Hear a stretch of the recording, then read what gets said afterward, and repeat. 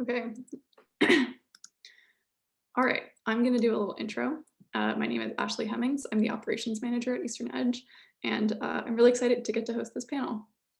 So this event is going to be a short talk by Larry Wayand, followed by a panel discussion. Larry will be the moderator of the panel, and then the panelists are Nicole Travers, Nico Williams, and Bruno Vinyas. Hope I said that right. So this is a part of our Art as a Tool for Change symposium. Art as a Tool for Change recognizes art as an empowering tool to facilitate critical dialogue around feminism, anti-racism, LGBTQIA+ rights, environmental activism, and so much more. This symposium weekend will feature discussions, workshops, and presentations that will highlight diverse artists from across Canada, whose work is empowering, inspiring, and challenging social paradigms. Throughout the symposium, we will explore the question, as artists, how can we create art that has the power to affect change? We would like to thank our funder, the Canada Arts Presentation Fund. This government funding body provides financial assistance to organizations that professionally present arts festivals, performing arts series, arts presenters, and to organizations that offer support to arts presenters. This project would not have been possible without their generous support. I'm now going to read a land acknowledgement. Eastern Edge and a number of us are located in St. John's, Newfoundland. I know this is not where everybody is, but this is the acknowledgement that I will be reading. So we respectfully acknowledge that the land on which we are occupying is the unceded and ancestral homelands of the Beothuk, and that Uktahumguk, known as the island of Newfoundland, is the homelands of the Mi'kmaq and Beothuk. We would also like to recognize the Inuit of Nunatsiavut and Nunatukavut and the Innu of Nitassinan as the original people of Labrador. This acknowledgement is a commitment that we practice in action, striving for respectful relationships with all people across Turtle Island. So I would like to introduce our first speaker, Larry Wayand. Larry is the chair of Eastern Edge's board, so it's very exciting to have them speaking today. Larry is a rug hooker whose work defies the established properties of traditional floor decor, domesticity, and gender. Fueled by the complex history of processed foods, emotional trauma, autoethnography, queerness, and domestic spaces, Larry investigates how hard-to-swallow narratives can occupy space within the soft, fluffy discomfort of textile-based craft. Larry's textile work has been presented across Canada, most recently at the Rooms Provincial Art Gallery, Neutral Ground Artist-Run Centre, the Art Gallery of Burlington, and Struts and Fawcett. Larry has recently been the recipient of a substantial Canada Council for the Arts grant, as well as the City of St. John's Artist Grant, to develop a pivotal body of work about bathrooms to unpack their experience as a gender-neutral person.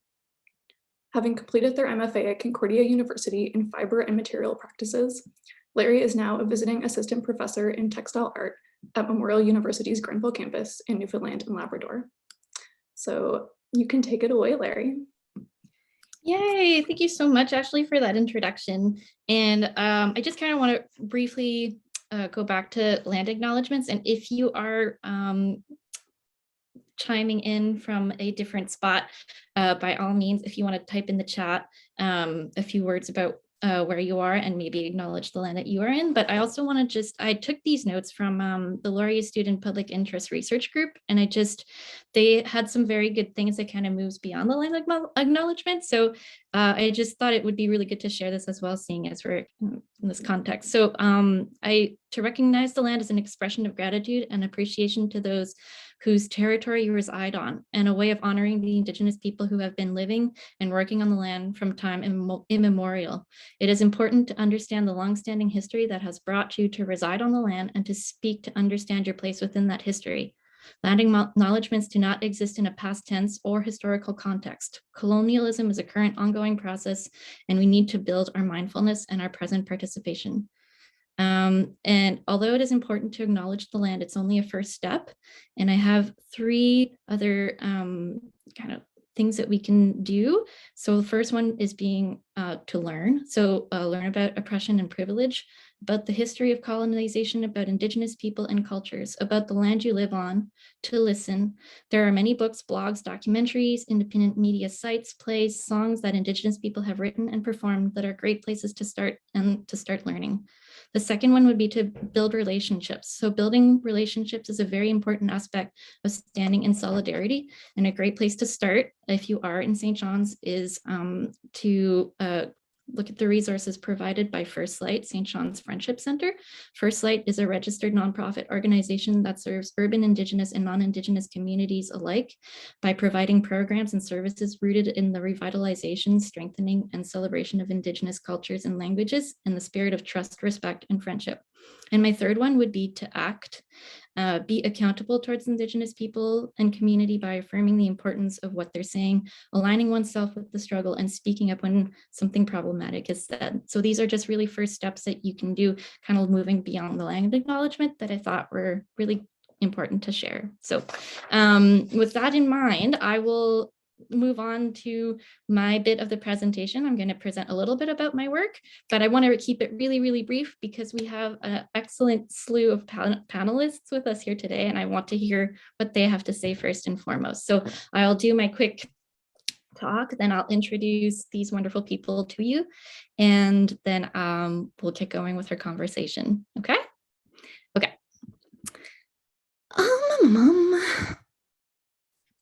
I tested my sharing. Hopefully this will work. Okay.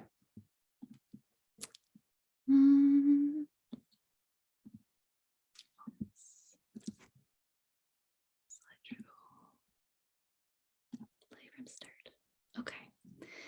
All right. I'm Larry Weand. And to tell you a little bit about myself, I'm originally from this little city where actually Nico is right now, Montreal, more specifically in the borough of NDG. And also this little city in Maine called Biddeford. And I grew up splitting my time between both of those places. And in order to give you bigger context of what my work is about, I always start by explaining a little bit what I call a darker period of my life. And this was at a moment where I was in a lot of transitions. I was doing an MFA, just finishing up an MFA, and I, thought I knew everything about everything, but turns out I had no idea what was going on with my life. And I think at different stages in everybody's life, we all feel that in some way or another. But this is one of the stages of my life where my work took a complete turn in another direction. I was very distraught. I was making all sorts of different kinds of work, mostly rooted in material practices, but textiles. But I didn't really know what I was doing. So it was my last year of my MFA. It was kind of like a thesis year. We were encouraged to go out and explore the world on our own. And in doing so, I decided to, I started a job over the summer on Fogo Island, which is over here, and only for the summer. And what happened is that I was going there and I was like, okay, this is what I'm going to do. I'm not going to make any art. I am fed up with art making. I just can't anymore. I'm going to go there. I'm going to work this job. It was arts related, but it wasn't, we weren't making anything. And I decided that that's what I was going to do. I didn't bring any brushes, no fabric, nothing at all. But when I got there, I started unpacking my suitcase and I found my rug hook on the bottom of my suitcase. And it was so weird because I had not rug hooked for, I would have to say, at least 6 or 7 years. It was just, I have no idea how it got in there. It was not necessarily a technique that I was using in my art practice at the time. And it just sat there and stared at me in the face. And I was like, this is so bizarre. While I was working on Fogo Island, the museum I was working in had a coffee roaster. And so when I went into the coffee roaster, I found giant bags of burlap. I was like, all right. After that, I walked down the street into Winds and Waves, the Artisan Guild, and they had beautiful skeins of Briggs and Little yarn of all kinds of delicious colors. I thought, my goodness, I think the stars have aligned on this one, because what do you need to rug hook? You need a hook, you need some burlap, and something to rug hook into your burlap. Most of the time, this is yarn. And so I said, I think this is a sign, and I have to do this. And the first thing that I made was this little can of Spam and this little loaf to go along with it. And in doing so, I realized that there was just so much more to the technique, the material that I was using, and the meaning behind what it is that I have made. So this can of Spam is super significant. It is something that my grandmother on my American side of the family would cook often.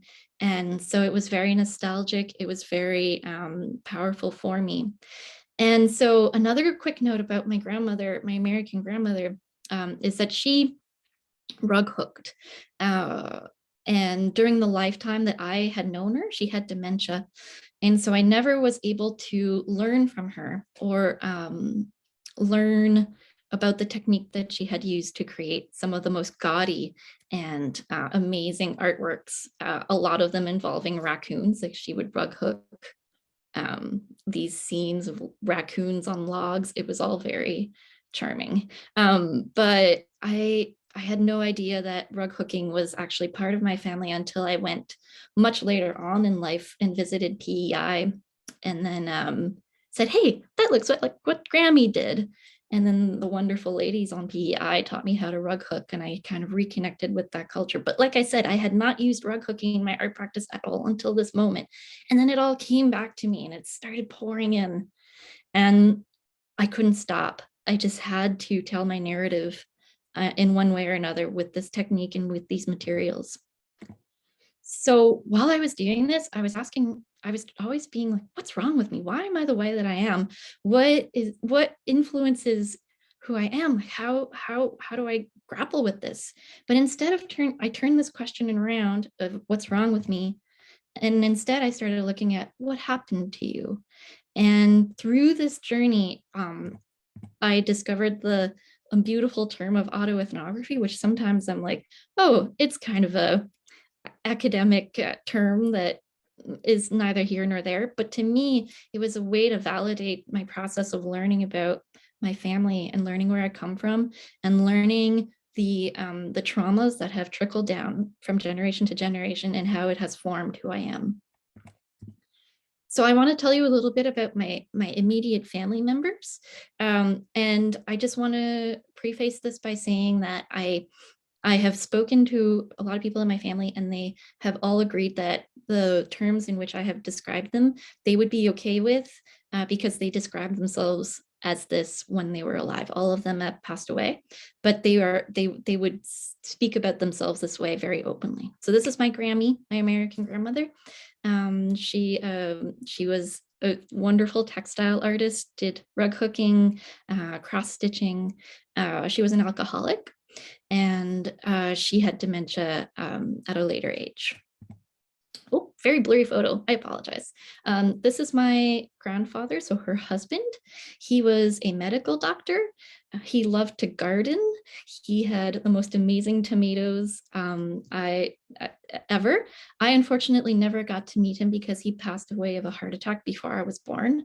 But the way that my family members talk about it, it seems like my grandparents would have benefited from kind of like a role switch. My grandfather was very domestic and liked doing things around the house, and my grandmother seemed to have this energy to want to do more, but unfortunately due to the time period, they seem to be a little bit more locked into their roles as I think they would have wanted to if they had been living more currently.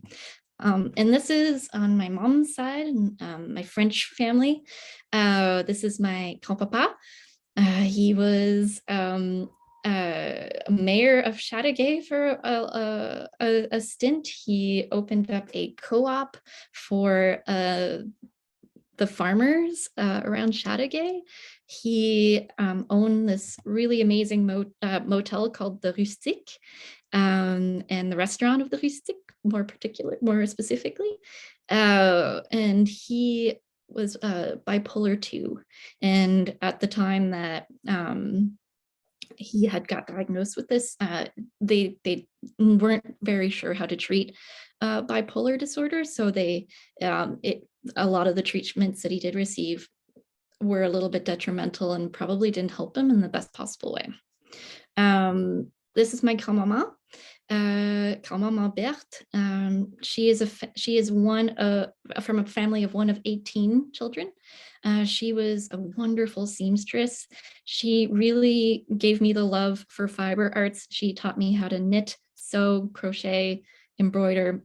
She was a fierce woman, decided to get divorced at the tender age of 70, and just led her own life and was an amazing woman.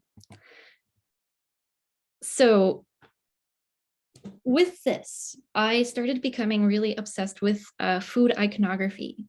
There's just something about like aspic jello molds, Miracle Whip, a can of Spam, a tub of I can't believe it's not butter, maple syrup, some Baby Bells, and more recently kind of like Ruffled Chips or Laughing Cow that for me at least really conjure up like immediate responses and feelings of nostalgia or feelings of connecting to foods that my family had been making during those times, right?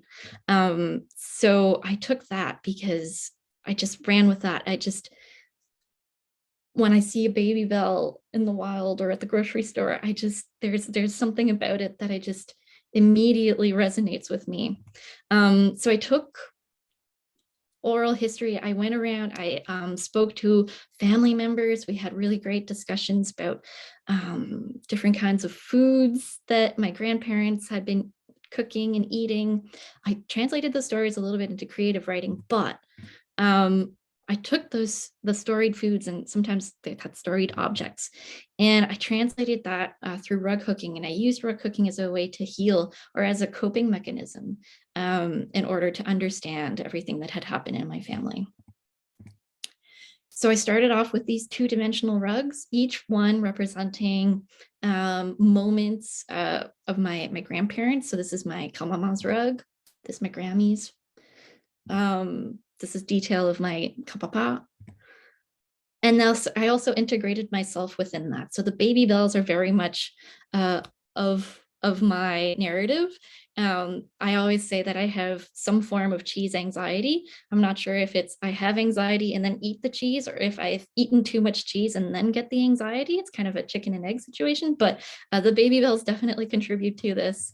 And so I decided to represent them. So a box of Kleenex, Miracle Whip, Morton Salt, all these brands that all have very personal significance to me and my family, but are also relatable, right?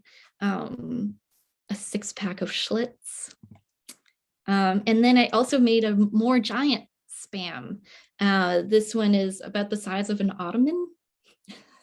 So the Spam is very, very significant. And I'll share the story of this. So my grandmother would often, and she wasn't very predisposed to cooking in the first place, but also, drinking made it very hard for her to uphold this kind of standard of like the home cooked meal and all of these things. So the Spam was very important because it was one of those things that she could cook up very quickly and serve up and kind of uphold that, like, I've cooked a meal for my family. And so what she would do, she would prepare it, she would score it and put little cloves in it and cover it with mustard, and then put it in the oven and cook it like you would a ham. And she'd call it a Spam loaf, and slice it up and you would eat it. And then chances are not a lot of people loved eating it. Like my uncle, the oldest one, would gobble it up, but other people in the family not so much. So she would take the leftovers and then the next morning would chop it up and put it in like pancake mix, and then fry the pancakes with the little bits of Spam like you would chocolate chips or blueberries. But instead it was bits of Spam, and then she would call those Spam cakes. And then you'd eat it in the next morning. And so you tried to make the Spam loaf last as much as possible. And so it's a very nostalgic food for everybody in my family, and because of the Spam cakes and all that. So that's the significance of the Spam. Wonder Bread. So just all these brands. And again, like if I don't want to take up too much time and tell each and every story, but there is a story behind each and every one of these items. And I think you feel that, right? This was, I Can't Believe It's Not Butter Light.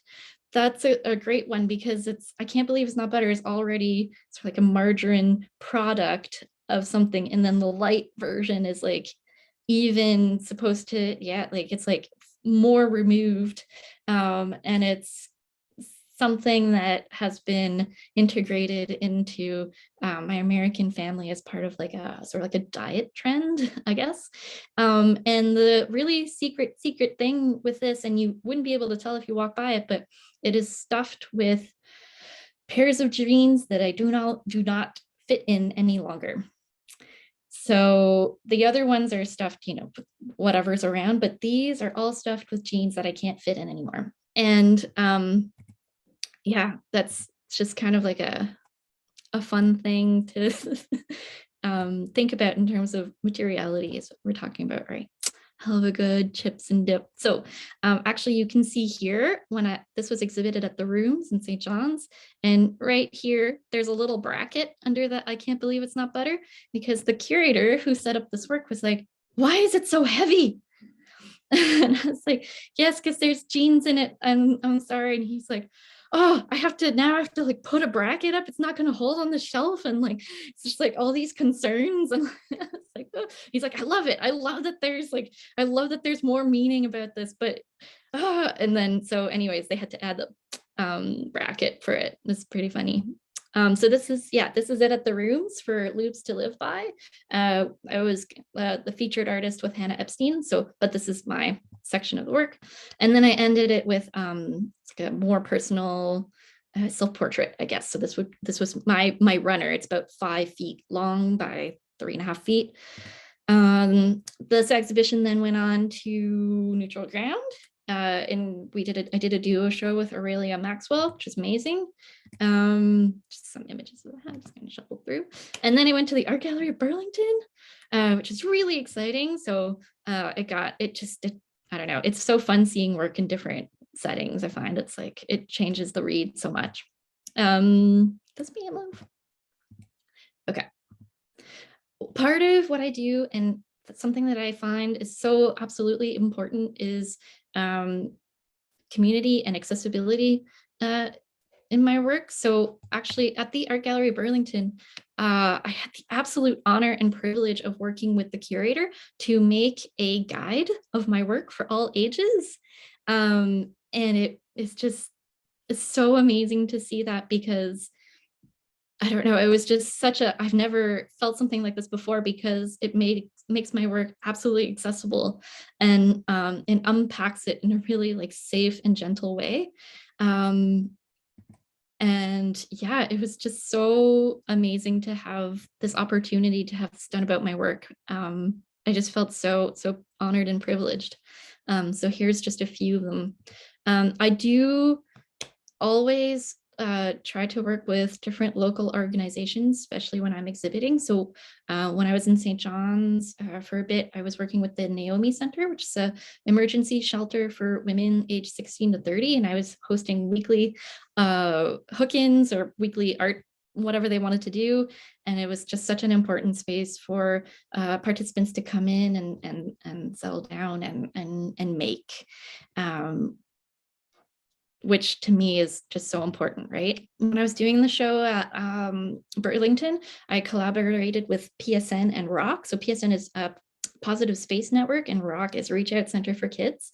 And they're both organizations for mostly queer youth. And we did hook-ins, virtual hook-ins. This was still in the pandemic, but what was really fun, so we participated over Zoom, and then all of the works that they did got to be in the exhibition with me, which was so nice to see, sort of like that integration and they were so proud. And yeah, it was, and some of them even talked to me after and were like, well, I want to do more of this. And anyways, it was just such a wonderful experience to have that integrated in there too.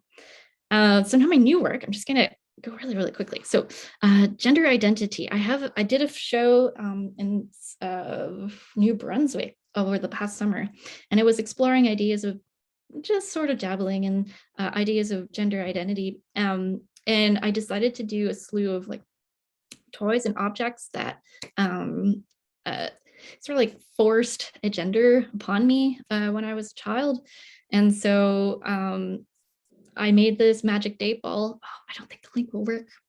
Anyways, but there's actually a rug hooked dice inside of it, and it's floating. And so when you shuffle it around, all of the answers inside of the dice are uncertain. So I thought that was kind of a nice little nod to that. Oh, my photos, that's weird. Okay, well, we'll tilt our heads. But I've done, different kinds of candies and ice creams that also, really made me sort of like pigeonhole myself into a very kind of like constraint gender. And here they are exhibited. And I also integrated items that were sort of like a stress reliever later on in life that that was kind of mixed into all the themes that I had been exploring through like the ideas of like candy and like obsession and like relieving some tension due to all of these things that I had lived through. Okay, next chapter, absurdity as a coping mechanism. I am obsessed with lobsters. If you if you have not known this about me yet, I have a true obsession with lobsters. They are the most fascinating creatures on this planet. If you share this this sentiment, I highly recommend you read this amazing book by Nancy Fraser. It's called Lobster, A Crustacean's Odyssey. It's amazing. And it talks about the intersection of lobster with like history, philosophy, religion, biology, like everything. And it's just an amazing book. So I do a lot of performances where I dress up as a lobster.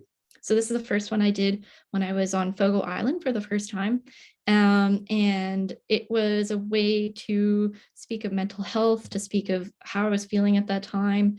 I wanted to get out of a lobster trap. I made this giant wooden lobster trap, and I wanted to express the feeling of like untrapping myself or untethering myself to preconceived ideas or notions of how I should or should not be. And so I got out of it and I explored, and that felt like it was such a cathartic moment for me. In conjunction with that, I explore the idea of lobster through the lens of failure. And it's a scary word. It's not a word that a lot of people like to hear. But I wanted to share this quote. So it's a quote from Lisa Lefebvre in the essay Dissatisfaction and Rejection. So addresses claim on failure that arise through discontent with and refusal of the way things are, whether in the artwork or the surrounding world. When failure is released from being a judgmental term and success deemed overrated, the embrace of failure can become an act of bravery, of daring to go beyond normal practices and enter a realm of not knowing. And for me, it's a way to critique, it's a way to pinpoint failures, not only within myself, but also as a society, and as a way of kind of like evening the playing field and calling out a little bit of the bull poop that has been happening on different levels, right? So thank you, Creative Gross Mourn, for your money and support, because I got to do this amazing project where I performed as a lobster in Gross Mourn in different areas of Gross Mourn. And I had different props that I was using. So one of this is a rug hooked flag saying, have I peaked? I think that's a question that I continuously ask myself over and over, because I never know, like, when have you peaked? When do you know if you've peaked? Is there multiple peaks in a lifetime, or is there just one peak? So many questions that are so important to assess just personally, but also as a society. Have we peaked as a society, right? Like with everything going on right now. So yeah, it was just trying to figure that out. Have I peaked? I don't know. This next little series was me carrying a tub of Scotsburn butter up a hill. I was referencing kind of like the Sisyphus, like carrying the boulder continuously as it comes down, and you have to kind of push it back up every time. This sort of like repetition and failure and just like exhaustion. So I did that with the tub of butter. And then just kind of like goofy, absurd ways of like connecting to the world. This was during the pandemic. I didn't know how to connect with people, so I made balloon lobster friends to connect with and explore the territory with. And then the final one that I did was serving myself up and like still referencing ideas of like entrapment or like containment or feeling kind of squeezed into a spot. Again, this is like pandemic art, but I really felt that, the cooked lobster. Okay. The next series, this also was displayed at the Art Gallery Burlington, and it's called My Divorce Triptych. You can make of it what you want, but I did make these. These was a very significant moment in my life, and a very like heavy moment, and I needed that time and space to rug hook and make all of these works. They're giant. The Annie's is about five feet tall. The first response pregnancy kit is like 4.5 feet, and the Pepto-Bismol is like a travel size, but large. Anyways, yeah. So that was a very kind of cathartic experience as well. Here it is. Okay. Then let's bring my final body of work: health, hygiene, body dysmorphia, and gender dysphoria. I was really inspired by Tracey Emin's work. This is called Every Person I've Ever Slept With. And when I read that title, I think what Tracey Emin was intending was like, when you read it, you obviously, well, not obviously, but most of us default to, oh, kind of in a sexual way. But in fact, Tracey Emin had, written the names of every person that she shared a bed with. So I really loved this subtle shift in this subtle shift, right? So thank you, Canada Council, for your wonderful money. I love you so much. And with that, I got to make my series called Every Bathroom I've Ever Bathed In, parentheses 2 of 6. So at the time that I had proposed this, I had only bathed in 6 bathrooms. I've showered in many, of course, but to take a bath and to bathe in them, I had only done so in 6. And I thought that was very significant, because when you're in your bathtub, you're sort of laid out and you look at your body and you have no other choice but to be confronted with it at all times while you're in the bath. And that was very intimidating for me. And I didn't know how to handle this or how to grapple with the bod. So yeah, I proposed this. They are life-sized. Everything inside of it is rug hooked. They were on display at the Craft Council. So Bruno was so pivotal in helping me install this show and did such a great job and, being supportive. And so this is the bathroom in Montreal. So here's just a few details. Yeah, life size, like the walls are 8 feet tall, 8 feet tall. Yeah. Down to the paper roll in the wastebasket. And this is the bathroom in Maine, where I spent some time. Yeah. That's all I have for you for today. I hope that, I thank you so much. I think this is a good time to stop talking about me and open it up to our wonderful panelists. I just want to stop sharing for now. Yay. Okay. Yeah, thank you, everyone. So that was me. But now what I would like to do is I would like to move on from that and introduce our wonderful, amazing panelists.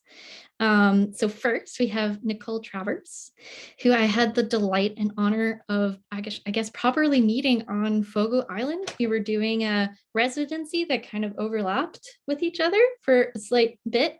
And Nicole is just such a fantastic, generous, loving Mi'kmaq artist that is just, what struck me about Nicole was how drawn she is to the technique that she uses. I am absolutely amazed by the amount of time, like research and like the double curves that she puts into the beading.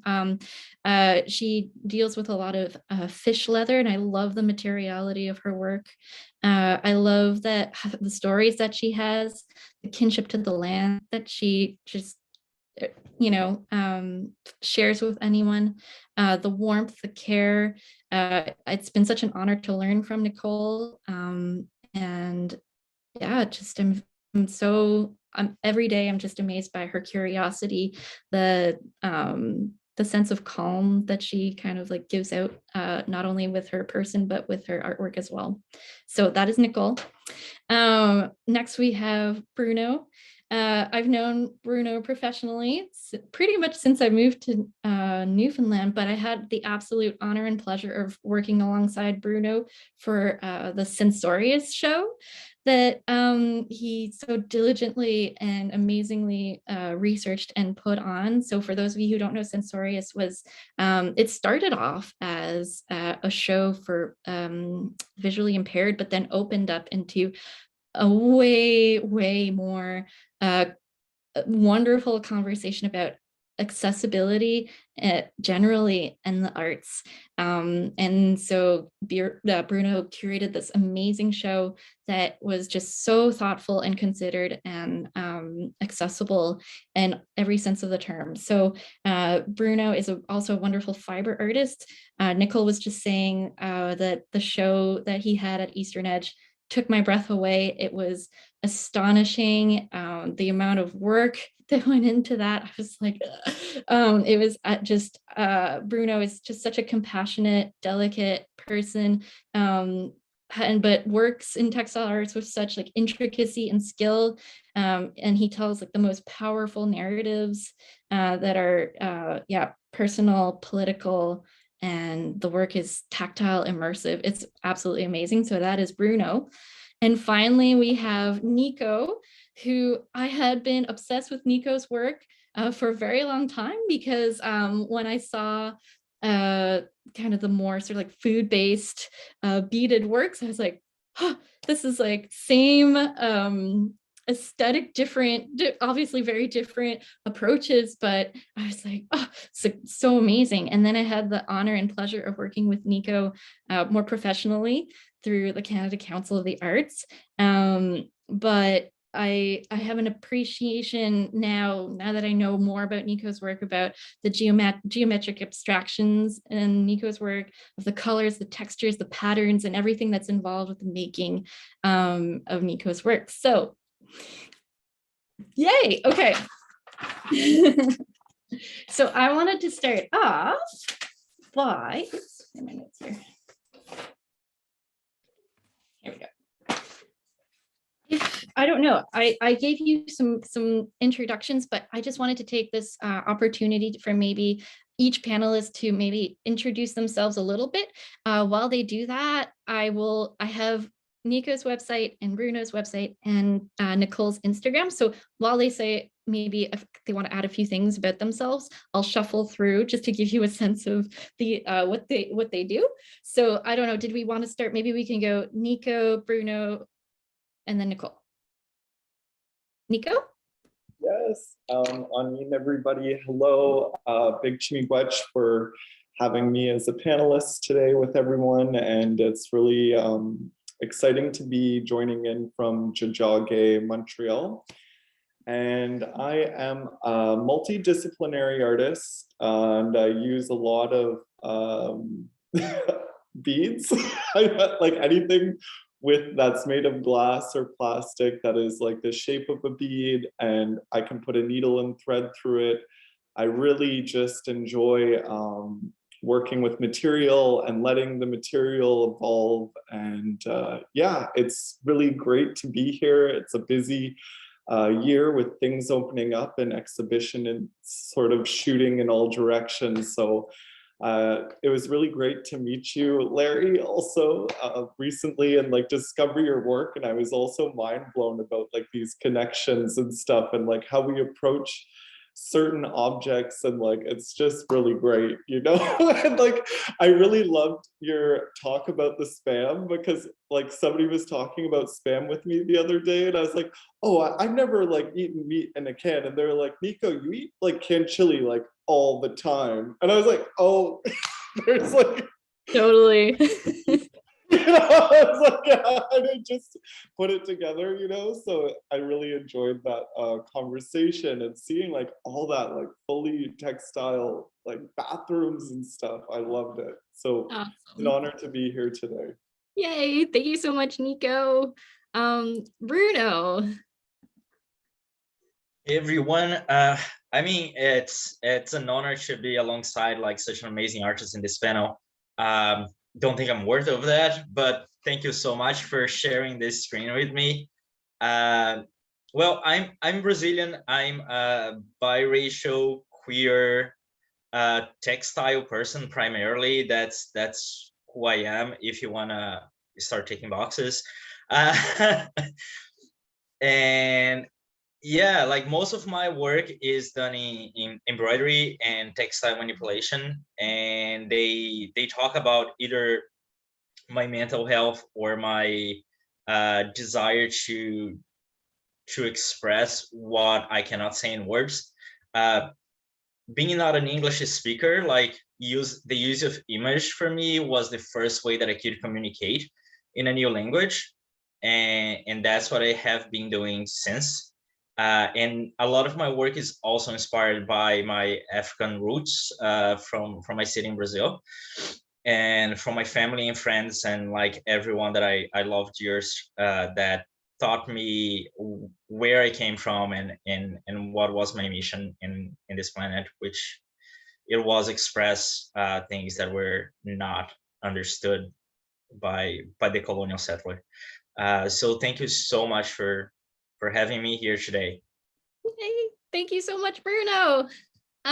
Last but not least, Nicole.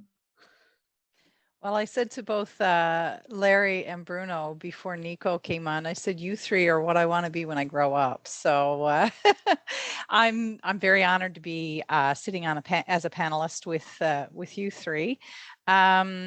I was born and raised in a small little hamlet on the west coast of Newfoundland, in Almostaquek, Noktomguk, Newfoundland. My work is grounded in my learning of the past and the culture in which is part of me. I grew up very close and connected with the water and the ocean and all the animals that come from it. So my movement into tanning fish skins and stuff felt so natural that it felt like I was coming home when I learned how to do it, and incorporating it into the beadwork. I like to think of it as a subtle reminder of how we are connected to the water, and the water is so very important to our survival. And yeah, I'm very pleased to be here, and thank you. Amazing. Thank you so much, Nicole, for that. So hopefully everyone who's listening got a little bit of a sense of everyone's art practice while I was scrolling through. I'm going to stop sharing, but I highly encourage you to follow these artists, learn more about them. So I guess I'll start off.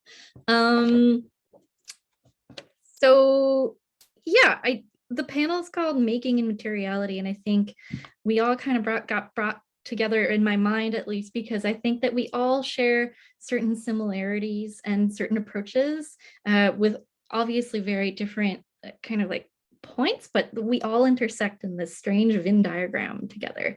And I wanted to talk about that more. So I do have this quote, right? So This is from Monica Wagner in the essay called Material. It says, in general, materials, unlike matter, refer to natural and artificial substances intended for further treatment. The substances and objects that constitute material are subject to transformation through processing, and hence they reveal information about the forces of production at the time or a specific historical technique. And I was really taken by the sentence, transformation through processing.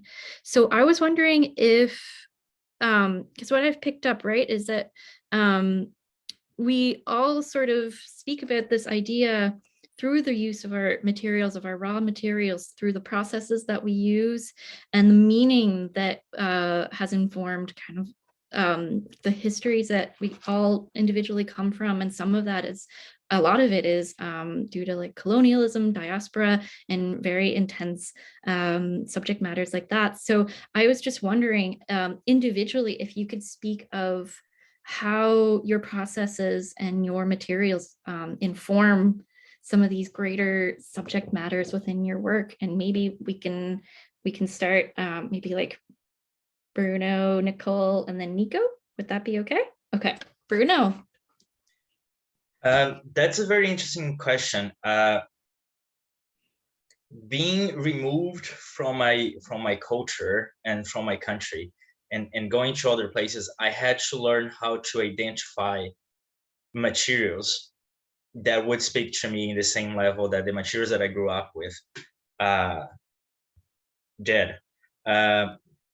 So when I'm creating, either if I'm talking about mental health or if I'm talking about past experiences or like my ancestrals, the first thing that I do is let what I can find around me tell me how it wants to be manipulated. So the material for me has a voice that is extremely high on my creative process, in a sense that I need to understand them, to bend them to fit my needs. And that's where I start from.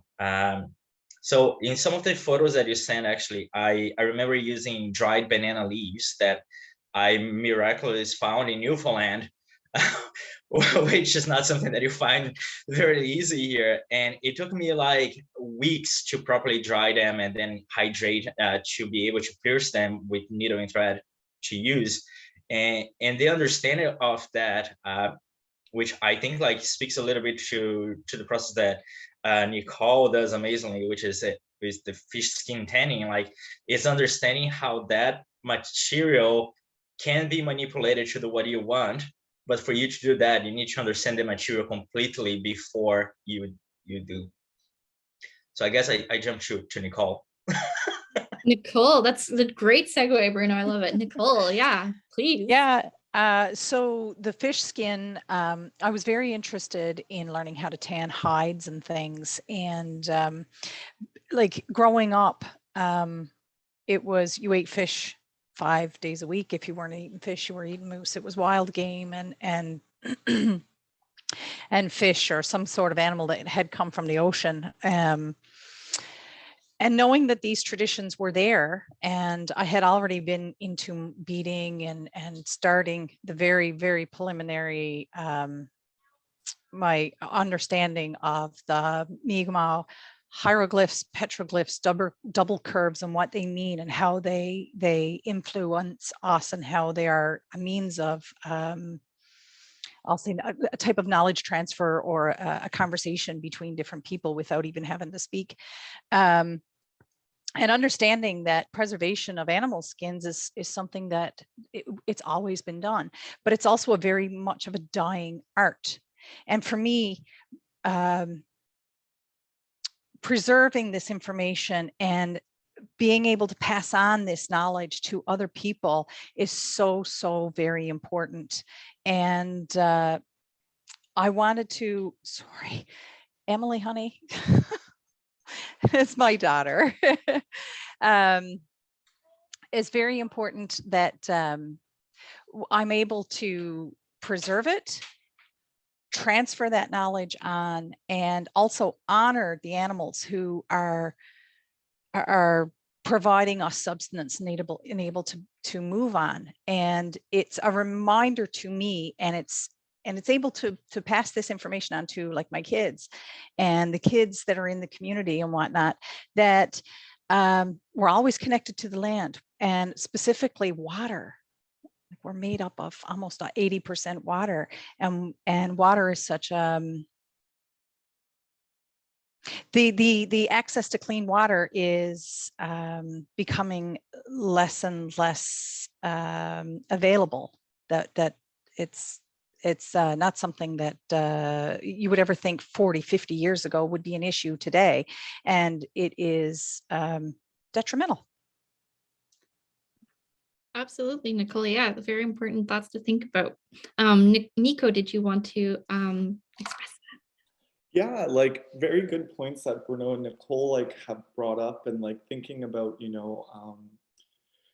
being removed from community and like preserving culture, that's a lot of like material practice. I find like it just like brought me back to like going back on the res like 30 years ago when I was really little, and like seeing all these like deers my dad had hunted, and like we were like tanning them on trees and like eating like what we could gather around, and like how in 30 years it's like shifted away from that. And like starting with the beads, I had started beading in 2014. I walked down Saint Denis in Tiohtià:ke, Montreal, and I walked into this bead store, and I didn't know how to use them, and I just walked in and I was like, I don't know how to use these materials, and I just like grabbed all of them, all the colors. I was like, I don't even know how to use these. I'm gonna bead with them. And I think that's like the first thing that got me onto my habits of beading. And the first relationship I had with beading was like my grandmother and aunts would bead, but they would never, teach, guys how to bead, it just wasn't a thing. Like I'd go out to the bush to hunt, and I would like, not shoot the rabbit or the deer. Do you know what I mean? Because I was like on the back of a four-wheeler, or like I'd go fish and then release the fish. Like, so in grade 6, a substitute teacher brought in a loom, and I finally got like some beautiful purple beads, and I loomed this like very beautiful little purple bracelet and gave it to my mom. And that was the last time I beaded for like years, up until 2014.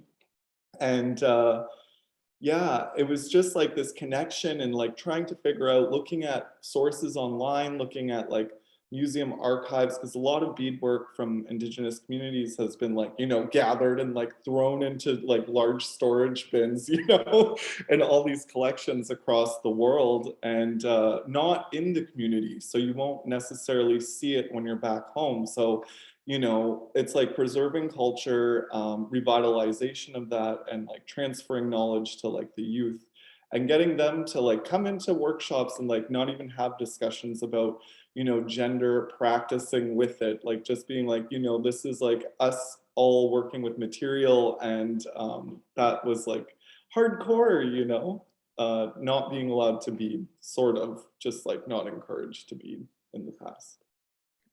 Nika, thank you so much for that. And that's a perfect segue into my second question, which is so we're just on the same page. So I think one of the commonality in our Venn diagram of what we do in terms of our work is the process of repetition.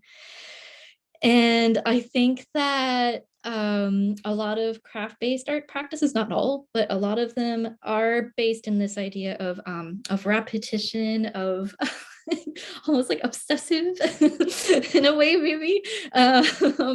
And I wanted to take this moment to maybe look at the idea of labor in arts, because I think that it's a fascinating topic of conversation, and one that when I was doing my MFA, people are like, whatever, the distinction between craft and art is, we're not talking about that anymore, we're past that. But I do really feel that it's not, we're still there.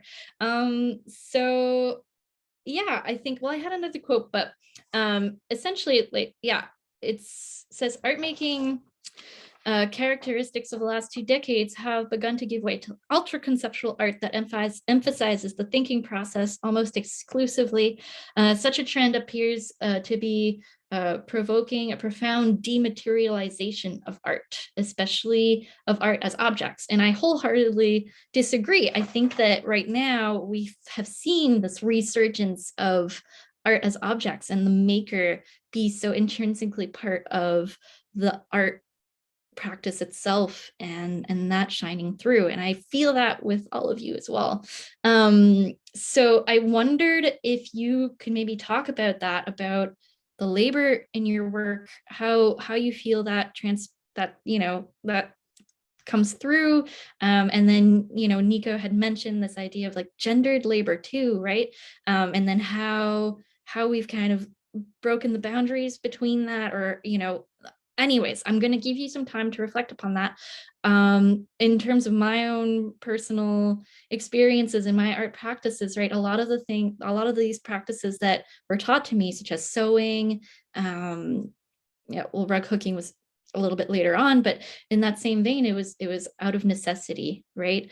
And even though rug hooking was decorative, it was to keep the floor warm, right? So to me, like, I remember having a conversation with my French grandmother, and she was like, why would you make your own clothes? It is so much, for her, it was out of necessity, but it was such a more step level in the privilege to buy it. And now I feel like we kind of live in this society where that's being really turned around. And so, yeah, I want to hear your thoughts. I want to hear about labor in the arts, gendered labor, and then your role as a maker, and what that means to your art practice and how you use materials. You can pick any of those topics to talk about, or just jump in. Maybe you can do, who started first? Was Bruno. Maybe we'll start, Nico just ended. We'll do Nicole, then Nico, then Bruno.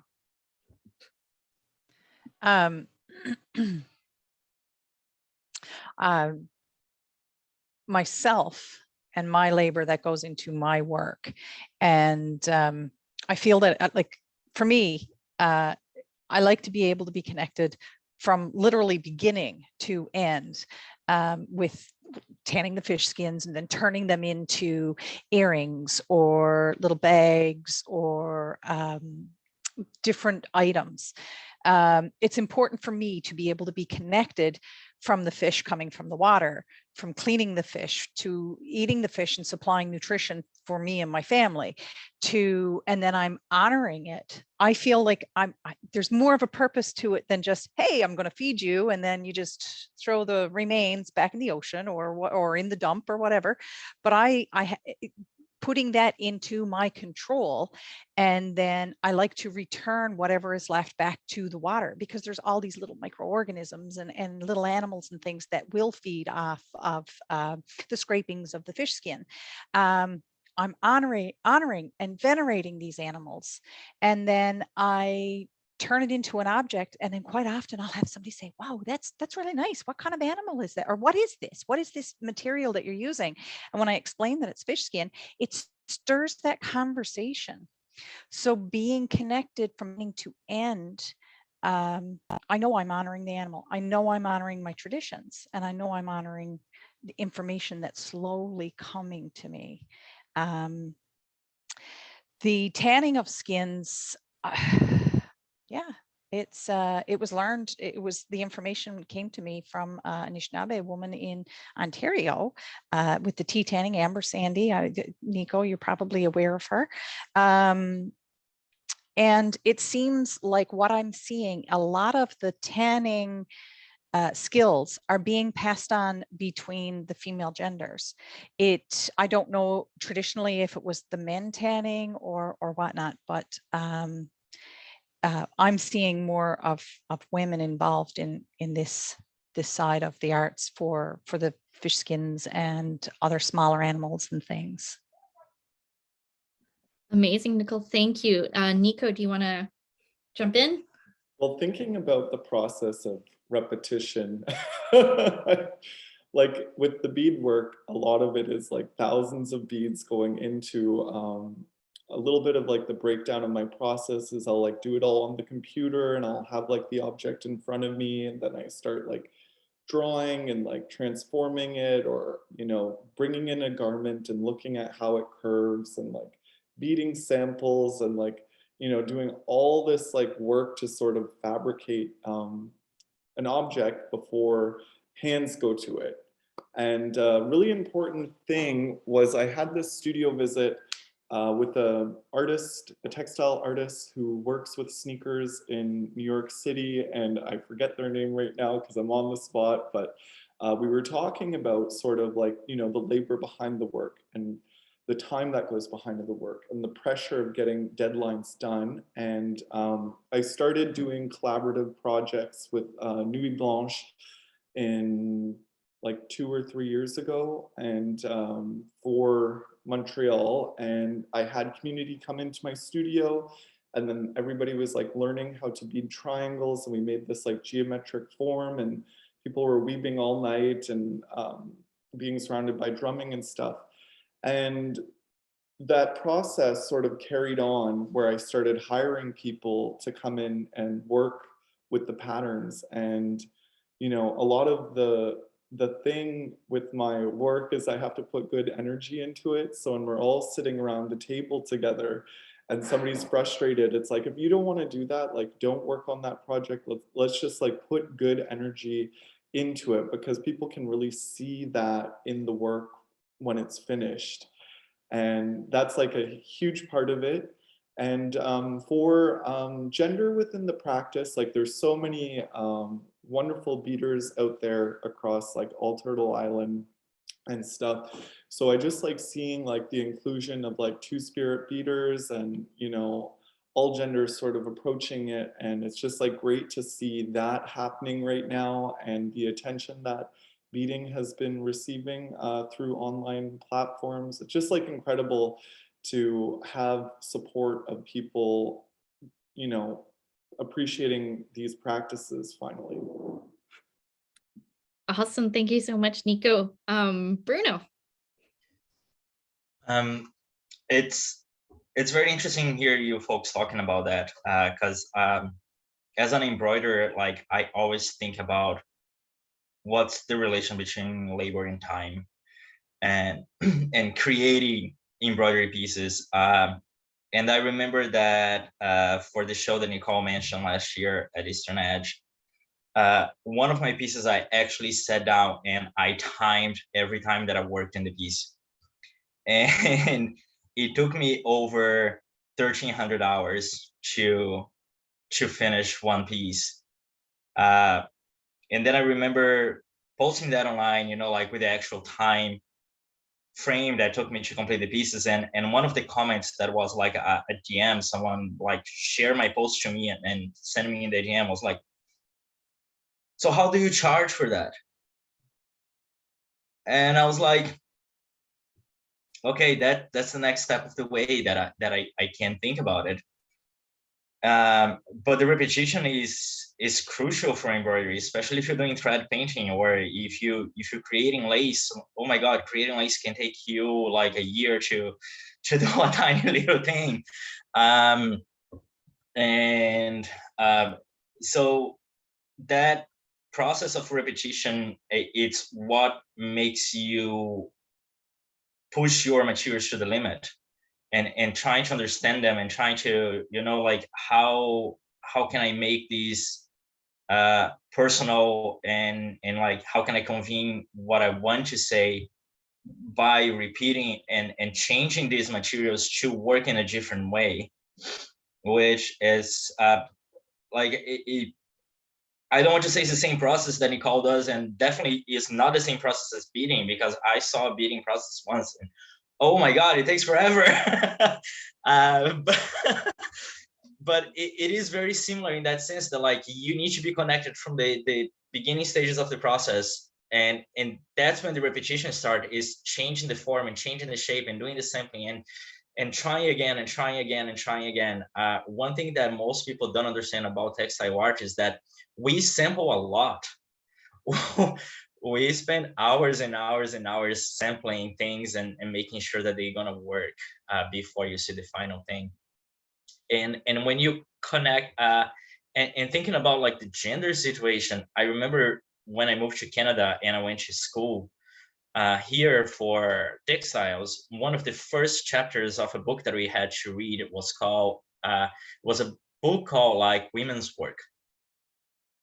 And that kind of like gave me a knife into my heart. I was like, so what does that mean for me?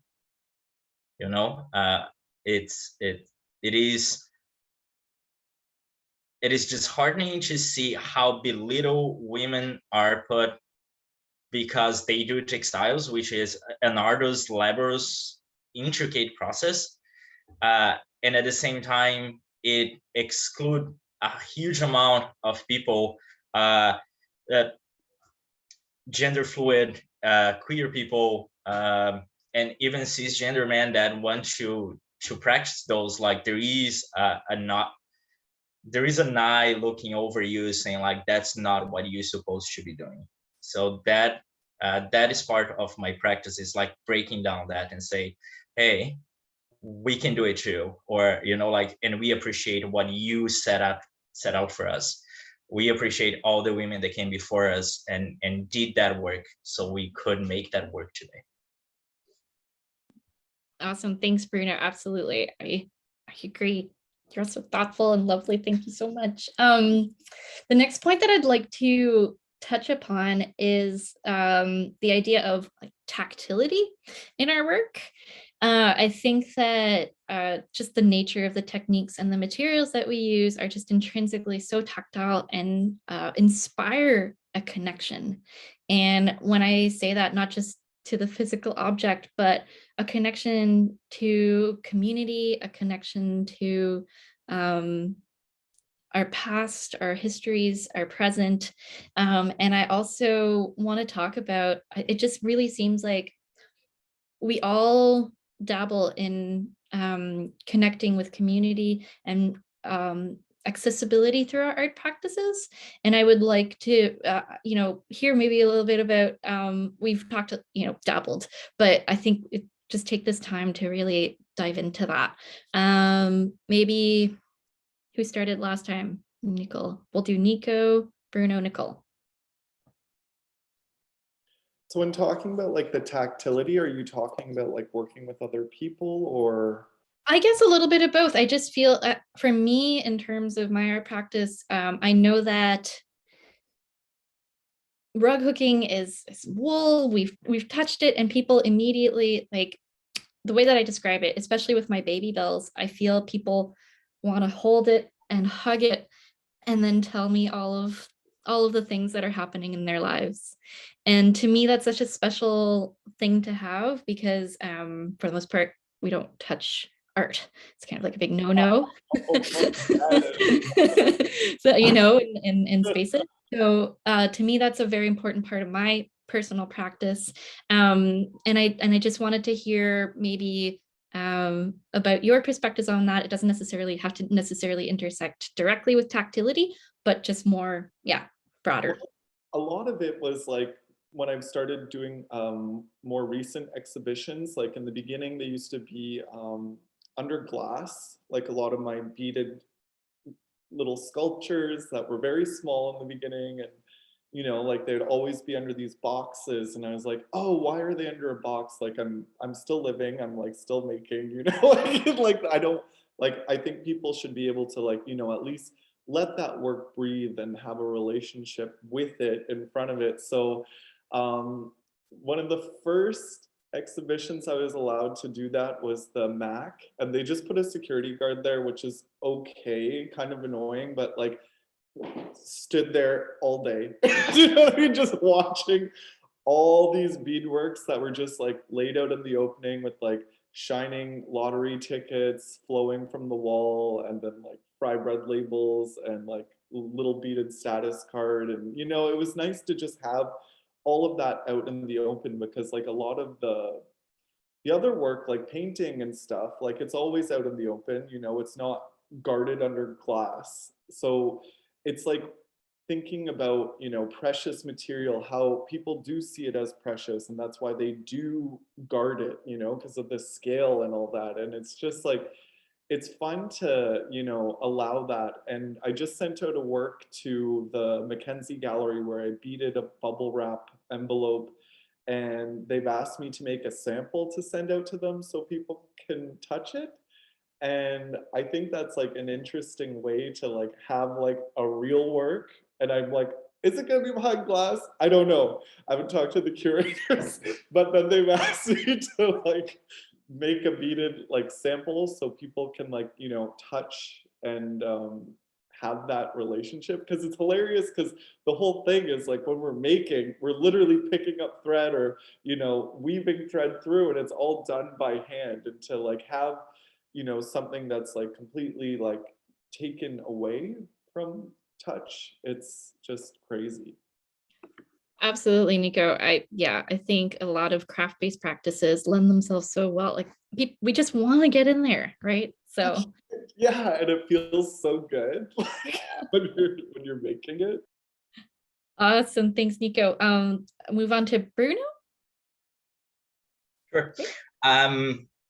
I completely agree what Nico said. I remember not only my practice, like all the pieces that I make, I never put glass in front of them. Like, and even if it is, someone's like, oh yeah, you should put that on a shadow box, which I hear a lot. I'm like, sure, I'll take the glass off and you can have the frame. Because in the end of the day, craft came from a daily thing. It was something to be worn and something to be touched and something to be, you know, handled by people. And that's what is the most interesting thing, is that the most beautiful pieces in history of craft, they've been extensively handled to the point that, okay, now we need to preserve because like there's not much left, but until we got to that point, it was handled. And that's what craft is about. And very interesting, like Larry mentioned the sensory show, and that was the first thing that I wanted to break down when I was creating the show. And I remember putting on the call saying like, be aware that like all the pieces in this show will be handled by the public. The public can touch it. And I had the most amazing response. Like I was expecting a lot of people come to me and say like, oh, but I don't want people to touch my work. Everyone that applied was like, oh my God, people are gonna handle my work? That's amazing. And that just comes to show like that tactility in craft is essential for their understanding of craft. Absolutely. Yes, thank you so much, Bruno. That was such a wonderful show that was put together. So much fun. Nicole. I'm kind of chuckling because I'm here softening an eel skin right now as we're talking. And this is what I started off with before we had started this today. And Nico, I've got to go back and say, when you're beading, absolutely, you're touching this so much that sometimes you'll start to wear the finish off of really nice beads. And it's like, ooh, you know, you're wondering if you can put something over your fingers so the natural oils and stuff won't wear off these nice finishes, right? And then, but I like people touching my stuff. I like it because it shows just how the skins can transform into such a beautiful thing. And that's how you tell how, you know, if it's getting softer or you need to work it a little bit more. Does it need some more oil? I love touching things. And I think, Larry, we had this conversation out in Fogo. It's like, I want to touch all the things, and COVID is really messing with that for me. Like I go and look at a pair of shoes or something in a store, and the first thing I want to do is grab it off the shelf and feel the weight of it and touch it. And I remember seeing Bruno's work, and I believe you used a lot of sequins and little tiny beads, and you had the stitch count in it. And I was like,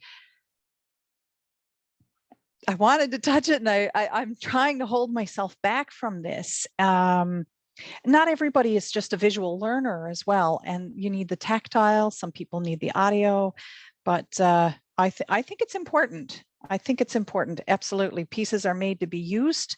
The pieces that I make are made to be used. I want them to be used. And if that means touching them, then yeah, touch them. Awesome. Yeah, thank you so much, Nicole. That's great. Just for time's sake, we've had some really amazing discussions, but I just want to give each participant just sort of like a final kind of like wrap up conclusion, or if you had anything else that you wanted to say about your work. And then we have a few, if people want to ask some questions, I think that's a really good opportunity to open the floor up a little bit. And yeah, I don't know, is there anything else you'd like to add just about your process? Or I don't know, I didn't really have anything planned too big for the conclusion, but I don't know, I won't pick on anyone, just if anyone has final thoughts, and then we can maybe let people write in some questions and discuss that. Give us a few moments if you want to participate in the chat. I wanted to speak about the repetition, and I know I had missed that in the first part of the panel, but I find that there's repetition in a lot of the work that I do. It could be the scraping, it could be the making the tannins, and I try to focus on what I'm doing when I'm doing that repetition. Just like Nico said, it's about putting good energies and good medicine into the work that we're doing. Because if you're not, it definitely shows. And putting pieces down and coming back, and it might take you 6 months to finish a piece of work, or a year or 6 years, just because you're not in that right state of mind, I think is so important. So for me, the repetition is almost like a meditation, and I go off and I'm like, I'm my own little world. There's thoughts going in my head, but a lot of times it's thoughts about the materials that I'm working with and the relationships that I have with these materials. Awesome, Nicole. Yeah, I mean, circles right back to making and materiality, right? We hold the materials close to our hearts, and I think that's what drew me to all three of you, is just the presence with the material and the techniques, and the meaning behind it, and the everything that comes with, I don't want to say baggage of the material, but everything that is involved with the materiality of everything, right? So yay. Any other final thoughts? There's one question about failure. So Catherine writes, I was intrigued by Larry's remark around failure. To me, failure is a change agent, something that can drive change in perspective as well as practice. Failure can take many forms, is unavoidable in life, and can be powerful when embraced. Wondering how failures have impacted how each of you perceive and utilize materials over your careers. Wow. Okay. So the failures is like, I think the best part, because a lot of like the stuff that I'm doing in the studio is like discoveries all the time. I'm trying to be like, okay, we're gonna like do a t-shirt. I'm just giving random stuff right now that we're not working on. Just like, and then like trying to figure out if that's gonna work, and like it'll be like an argument sometimes, and it's like if it's gonna work or not, then it's like, oh my gosh, or it will evolve completely into like a new direction, you know, like I'll order something online and it'll be just codes, and then I'll get like the wrong material, and I'm like, okay, so I don't know, and then it will like evolve into something transparent. So, you know, I think there's always ways to approach it, and like even thinking about the impossible, like taking something really small and making it giant. Like I've taken a small maquette and then we woven a giant project by hand that's like 100 centimeters with all these sick kids, children's bravery beads attached to it. Like, I think the fun part of it is like really working, and like, you know, sometimes it won't really work, or it'll just morph into something completely different. Do you know what I mean? So I think um, I don't look at it as like failures. I look at it like as a way to like, you know, retake it into a new direction, or give the work a different way to breathe, really. Yes, and the sage words of Bob Ross, no mistakes, just happy accidents. Yeah, for real. okay, one time, because I was weaving triangles, and I ended up doing those warp squares. I don't know if you know what those are, and they're like this geometric hyperbolic paraboloid, but I was in the back of my studio apartment in Saint Henri one year, and I was like, okay, I'm starting with 3 and nobody's gonna notice that I put 4.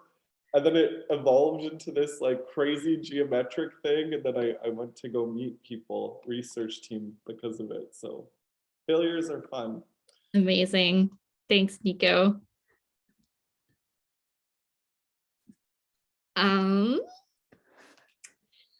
Okay. Another question. Do any of you have thoughts about the contrast or tension between materiality and ephemerality? Yes, always. I think that piggybacking on one thing that Nicole said, that like the repetition is a meditation process. Creating a piece for me is about the moment when the piece is happening. So all the work and all the time and that goes into making that piece to say that message, it's ephemeral in that particular situation. And whatever material I'm using is going to change in that sense. One thing that I always say is that like I like the process more than I like the final product. I always enjoy the process more. I have and I've been criticized for that before, is that I have no attachment to my pieces once they're done.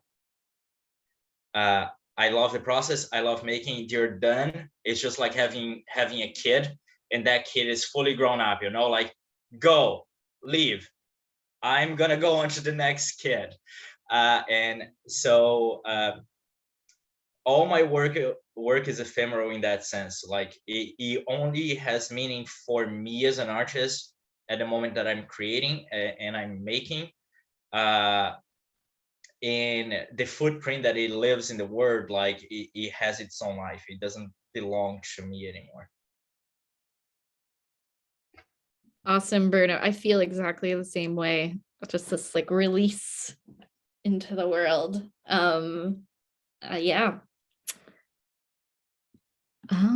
Anyone else? Or I can go on to there's a couple other questions, I think. Okay. Have any of you shown your work outside of traditional galleries and artist-run spaces? If so, where?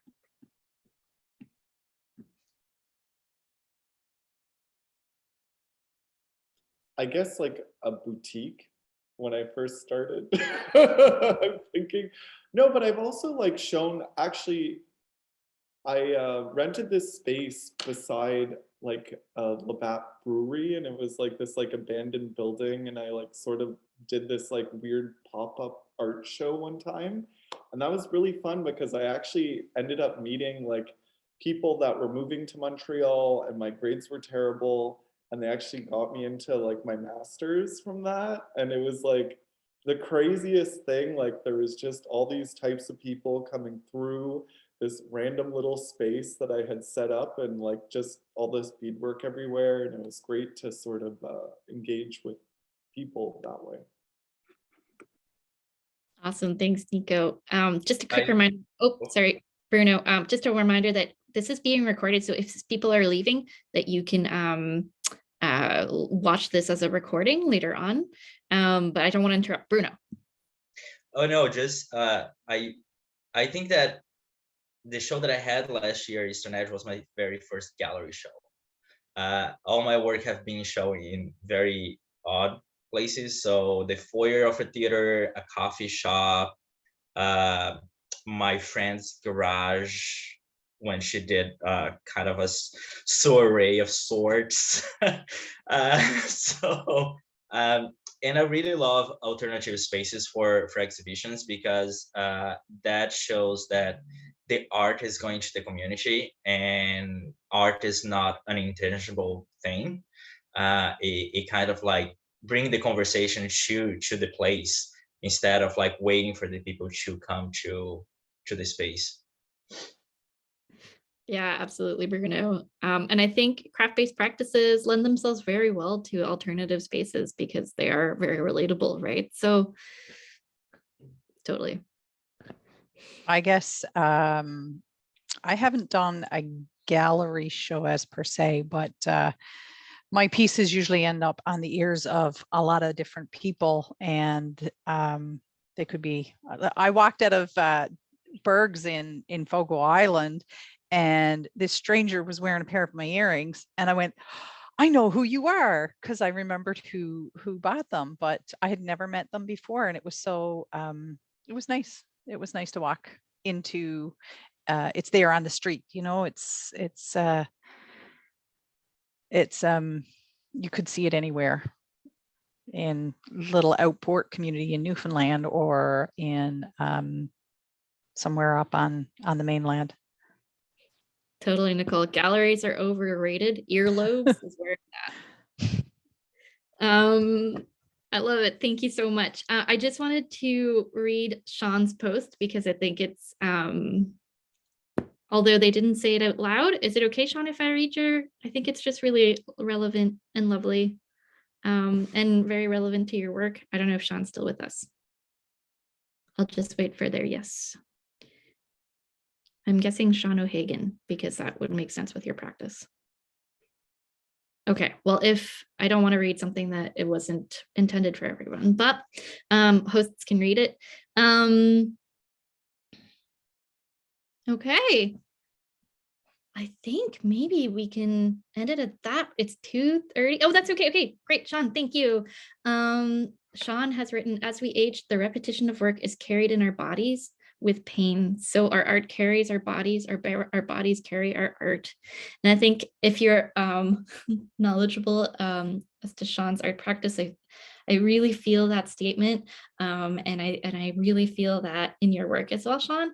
And I just wanted to share that out with everyone because it is absolutely, yeah, like intrinsically part of repetition and craft-based practices, I think. Absolutely. Thanks for sharing that, Sean. Okay. It's 2:30 our time. 2:32, so I don't want to make the panel go on forever. I think this is a really lovely place to wrap up. And I just want to take a moment to personally thank each and every one of the panelists to be here today. This was such an honor to be able to have a conversation with you.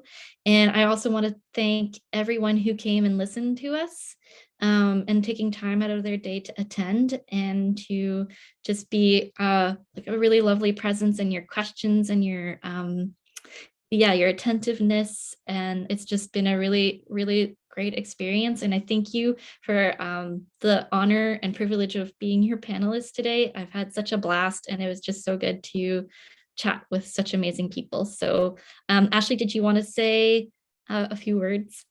Yeah, I mean, you took all my thank yous. So thank you to everyone again. Thanks for everyone who came, all the panelists. I just want to say that the next event for the symposium is happening tonight in person at Eastern Edge. It will be a screening of a new film called Body House by Bruno and his collaborator Valentina. That event is full for in-person attendees, but if you would like to watch the film, you can send Eastern Edge an email and we can send you a temporary link to view the film online. All of tomorrow's events are online, and then on Saturday we have a mix of online and in-person events. So you can view the schedule on our website and our social media. You can reach out to us if you have any questions. And yeah, just like thank you so much, Larry. Thank you, Nicole, Nico, and Bruno. As someone who works in textiles and craft-based processes, this was like a really fantastic conversation, and I'm so glad that my job is to help make these events happen. So just thank you guys so much, and thanks to everyone who came. Yay, thank you, everyone.